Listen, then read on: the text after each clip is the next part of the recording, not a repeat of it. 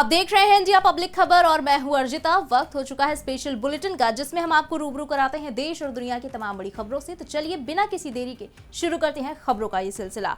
भारतीय तटरक्षक बल ने तमिलनाडु के धनुषकोडी के पास समुद्र के बीच में से 3 दिनों से फंसे 3 बच्चों और एक नवजात सहित 8 श्रीलंकाई लोगों को बचाया है। श्रीलंका में चल रहे आर्थिक संकट के कारण श्रीलंकाई शरणार्थियों के रूप में भारत में प्रवेश करना चाहते हैं। भारतीय तटरक्षक शरणार्थियों को बचाने के लिए एक होवरक्राफ्ट में गए और उन्हें अरिकल मुनाई बीच पर ले आए, जहां सभी को सुरक्षित बताया जा रहा है।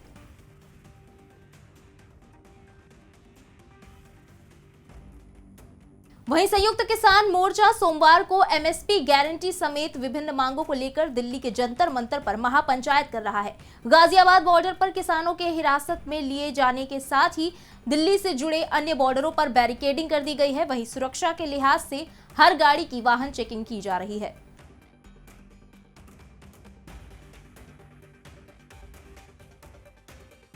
इसी बीच केंद्रीय गृह मंत्री अमित शाह आज भोपाल पहुंचे। शाह की अगवानी के लिए स्टेट हैंगर पर मुख्यमंत्री शिवराज सिंह चौहान और बीजेपी के प्रदेश अध्यक्ष वीडी शर्मा अपने दल बल के साथ स्टेट हैंगर पर मौजूद थे।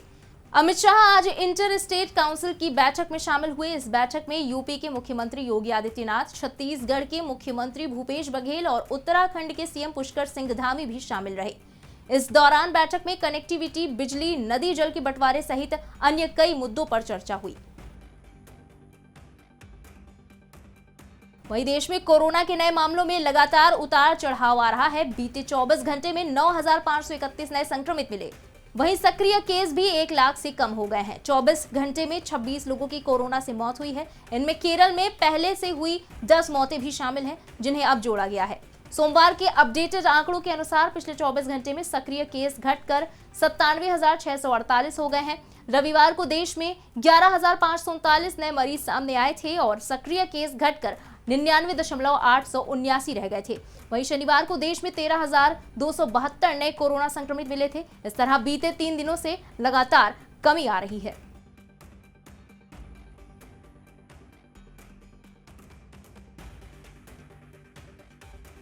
बढ़ते अगली खबर की तरफ। छत्तीसगढ़ के मुख्यमंत्री भूपेश बघेल ने रायपुर में नक्सल गतिविधियों से संबंधित राज्य के घटनाक्रम की जानकारी दी। सीएम ने बताया कि राज्य में नक्सली गतिविधियों पर नियंत्रण कर लिया गया है और बस्तर में इनकी संख्या में कमी आई है। बस्तर में दबाव के चलते नक्सली गतिविधियां कम हुई हैं। नक्सली मध्य प्रदेश की सीमा पर चले गए, कुछ नक्सली भी मारे गए हैं। ये एक बहुत बड़ी उपलब्धि है। हमारी योजना पूरी तरह से सफल रही। इसके साथ ही हमने लोगों का विश्वास जीता है। हमने राज्य में नक्सल गतिविधियों को नियंत्रित किया है।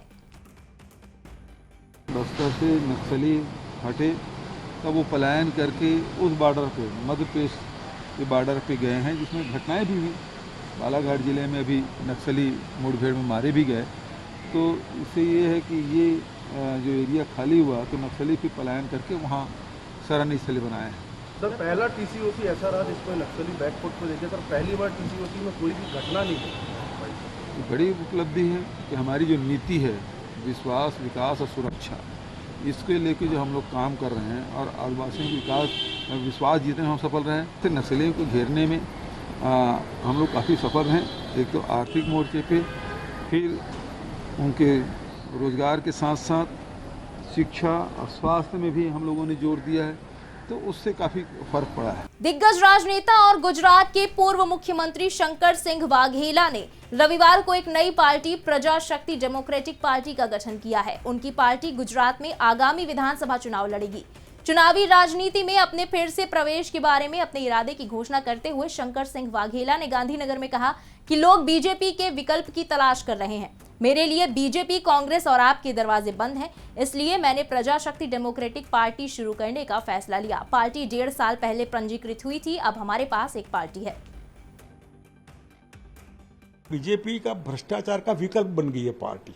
इतना भ्रष्टाचार कि एक भी पैसे आप नहीं देते तो कोई भी कागज आपका हिलता नहीं है।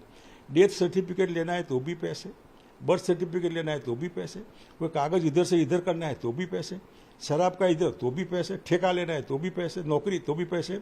और इतने लोग एजिटेशन करते हैं। तो ये जो बीजेपी की गवर्नमेंट आज गुजरात में नाम मात्र की भी नहीं है, कार्यकर्ता में दिल नहीं है, वो भी यूज एंड थ्रो वाली पॉलिसी है, सब कॉन्ट्रैक्ट पर चलता है। आज लग्जरी हो गई बीजेपी पार्टी, इसलिए लोग फेडअप है। सामने कुछ नहीं है, इसलिए लोग वही खड़े हैं। तो बीजेपी, कांग्रेस, आम आदमी पार्टी तीनों के मालिक एक ही है। तो एक मालिक है तो कुछ होने वाला नहीं है। इसलिए मैं कहता हूँ कि आइए हमारे साथ, निर्भय बनिए, हिम्मत से आइए, कुछ गंवाना नहीं है आपको, हिम्मत करिए। आप आएंगे तो कम से कम करप्शन से बचेंगे। आप हिम्मत करके आएंगे तो बीजेपी को लगेगा कि भी अब हमको कुछ अच्छा करने की जरूरत है। अब तो टेकन फॉर ग्रांटेड चलते हैं, लोग मर गए कोरोना में कई लोग। तो टेकन फॉर ग्रांटेड वाली जो बात है गुजरात के वोटर के लिए, तो गुजरात के यूथ को, गुजरात की महिलाओं को, गुजरात की जनता को मैं कहूँगा कि मेहरबानी करके बीजेपी आपको टेकन फॉर ग्रांटेड मानकर चलती है तो आप सोचिए समझिए क्यों। आपके पास ऑल्टरनेटिव है, एक विकल्प है, और वो है हमारी पार्टी। जो पार्टी आपके परिवार को मुफ्त शिक्षा देगी, जो पार्टी आपका एजुकेशन में, आपका हेल्थ में पूरी मदद करेगी, जो पार्टी आपके परिवार में अनएम्प्लॉयमेंट है तो एम्प्लॉयमेंट देगी, महंगाई कम करेगी, और करप्शन का तो सवाल ही पैदा नहीं होगा। करप्शन हमारे शासन में होगा ही नहीं। वहीं गाजियाबाद में रविवार रात बदमाशों और पुलिस के बीच मुठभेड़ हो गई। घटना गाजियाबाद के मुरादनगर इलाके की है, जहां पुलिस चेकिंग के दौरान कुछ बदमाशों ने भागने की कोशिश की। गाजियाबाद के सहायक पुलिस अधीक्षक आकाश पटेल के मुताबिक बदमाशों ने पीछा करते हुए पुलिस पर फायरिंग कर दी। वहीं पुलिस टीम ने भी बचाव में जवाबी कार्रवाई की। फायरिंग के दौरान एक बदमाश घायल हो गया, जबकि दूसरा फरार हो गया। घायल को अस्पताल में भर्ती कराया गया है। आज थाना मुरादनगर क्षेत्र में ग्रामीण एसओजी और थाना मुरादनगर की पुलिस की बदमाशों से मुठभेड़ हुई है। बदमाश चेकिंग करने वाली पुलिस टीम को चकमा देकर भाग रहे थे और टीम के द्वारा पीछा किए जाने पर उन्होंने तमंचे से पुलिस टीम पर फायरिंग की, जिसके बाद टीम के द्वारा भी उन पर अपने बचाव में फायर किया गया, जिसमें एक अपराधी गोली लगने से घायल हुआ है और दूसरा भागने में सफल रहा है। जो अपराधी घायल हुआ है उसका नाम शाहबाज पुत्र नासिर है और ये मुरलीपुर थाना कंकरखेड़ा का रहने वाला है। इस पे 20,000 रुपए का इनाम भी था और इसके पास से एक अवैध तमंचा, एक बिना नंबर प्लेट की मोटरसाइकिल और गौकशी से संबंधित कुछ उपकरण बरामद हुए हैं। अभी तक की जो जानकारी सामने आई है उसमें इसके ऊपर तकरीबन आधा दर्जन अभियोग गौकशी और चोरी इत्यादि के पंजीकृत हैं। दूसरा जो अपराधी था वो भागने में सफल रहा है, उसका नाम इकरार निवासी अलीपुर थाना खरखौंदा है। उसके बारे में भी तलाश की जा रही है उसकी और अन्य जानकारी की जा रही है। घायल अभियुक्त को इलाज के लिए अस्पताल भिजवा दिया गया है और जो भी अग्रिम वैधानिक कार्रवाई है वो प्रचलित है। इस बीच ओडिशा में भारी बारिश के बीच कालाहांडी जिले के लोगों को मुश्किलों का सामना करना पड़ रहा है। यहां पर हो रही मूसलाधार बारिश के बाद पानी घरों में घुस गया और सड़कें भी जलमग्न हो गई। बता दें कि बाढ़ और बारिश से सबसे ज्यादा प्रभावित जिला कालाहांडी है, जहां इस साल सबसे ज्यादा बारिश दर्ज की गई। वहीं घरों में पानी घुसने से बीमारियों का खतरा बढ़ गया है, साथ ही लोगों को काफी परेशानियों का सामना करना पड़ रहा है।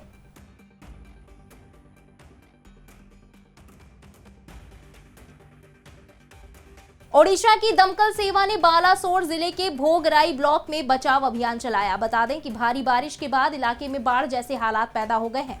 उत्तर ओडिशा में भारी बारिश राजघाट पर सुवर्ण रेखा नदी खतरे के निशान को पार कर गई है। जामशोला घाट पर खतरे का स्तर 49.16 मीटर है। इसने खतरे के निशान को पार कर 53.54 मीटर रिकॉर्ड किया। भारी बारिश के कारण बालासोर के निचले इलाकों में पानी भर गया है। बचाव कार्यों के लिए 58 बचाव दलों को लगाया गया है।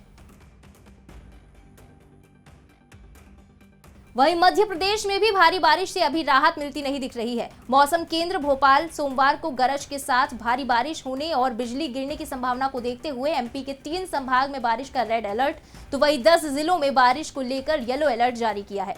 भोपाल, ग्वालियर, उज्जैन संभाग के जिलों में रेड अलर्ट जारी किया गया है, जबकि रीवा, नर्मदापुरम, डिंडोरी, कटनी, छिंदवाड़ा, सिवानी, बालाघाट, खंडवा, धार और देवास जिलों में येलो अलर्ट जारी किया गया है। इसी के साथ इस स्पेशल बुलेटिन में बस इतना ही, लेकिन खबरों का सिलसिला भी जारी है, इसलिए सब्सक्राइब करें इंडिया पब्लिक खबर के YouTube चैनल को और बेल आइकन दबाना बिल्कुल ना भूलें।